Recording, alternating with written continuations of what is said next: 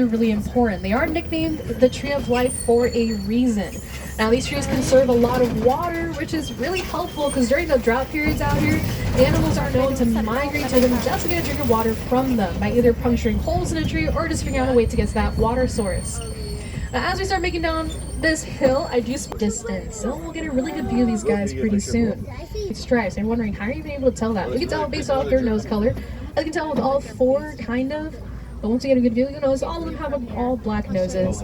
Now, as we tell for these types of zebras, other zebras are a little bit different and somewhat a little bit harder to figure out, while the ones out here, as you can tell, super easy.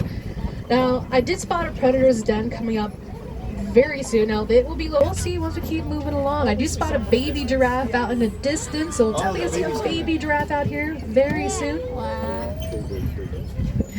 Well, we have a zebra currently crossing the path out there. We have to give them the right of way.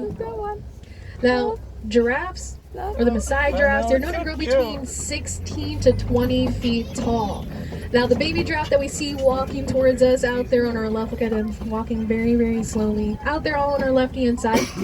Now, when the baby giraffes are born, they're already 6 feet tall, which is pretty much taller than the average human. But of course, that little guy is already past 6 foot. He's closer to 10 or 11 feet already. So he's just a really tall baby.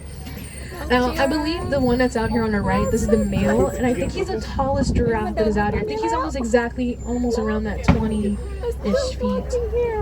Hello, cutie. How you doing? Yeah? Alrighty, guys. You never know. They always switch up. Hi.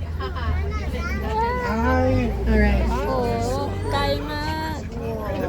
So close. Look at that. Imagine standing next to him. He's like a really tall giraffe earlier, but there they are out there on our right-hand side.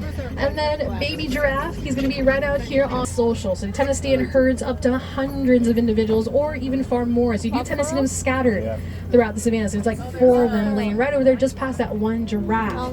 Now they do this huge thing called a great migration. At times you are able to see up to 1 point pretty big male elephant. And we'll get another great view of him pretty soon. So we're going to keep moving up. Now the male elephant out here, he is known to weigh around 1/3 of the elephant.